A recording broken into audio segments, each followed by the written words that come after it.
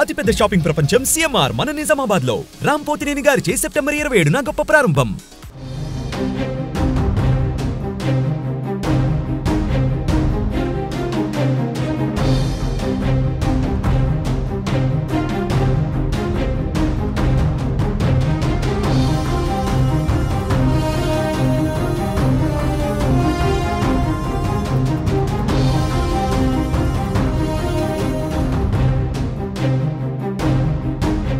తిరుమల లడ్డు కల్తీ అంశం ఏపీలో కాకరేపుతోంది. ఈ అంశంపై సినీ హీరో కార్తీ చేసిన కామెంట్స్ వైరల్ గా మారాయి. హీరో కార్తీ సత్యం సుందరం మూవీ ప్రీ రిలీజ్ ఈవెంట్ లో ఈ సంఘటన జరిగింది. వేడుకలో యాంకర్ మాట్లాడుతూ లడ్డు కావాలా నాయనా అని అడిగారు. అందుకు కార్తీ స్పందిస్తూ లడ్డు టాపిక్ వద్దని, ఇప్పుడు ఆ అంశం సెన్సిటివ్ టాపిక్ అని కామెంట్ చేశారు. ఒకసారి కార్తీ ఏం మాట్లాడారో ఇప్పుడు చూద్దాం. లడ్డు కావాలా నాయనా, ఇంకో లడ్డు కావాలన్నా. ఇప్పుడు లడ్డు గురించి మాట్లాడకూడదు, సెన్సిటివ్ టాపిక్, మనకు వద్దు అది. ఓకే, మోతీచూర్ లడ్డు తెప్పిస్తాం మేము మీకోసం.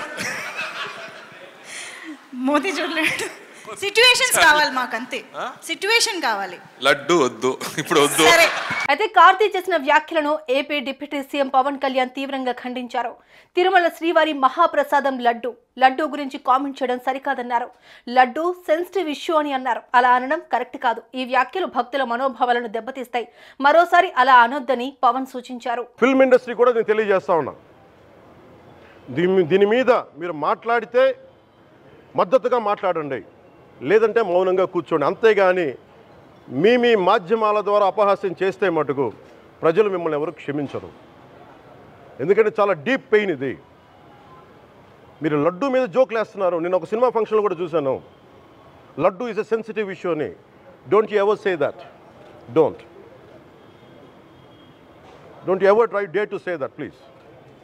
I respect you as actors, but when it comes to Sanatana Dharma, please you have to think 100 times before you saying a word. అయితే పవన్ వ్యాఖ్యలపై కార్తీ స్పందించారు. తాను చేసిన వ్యాఖ్యలకు క్షమాపణలు చెప్పారు.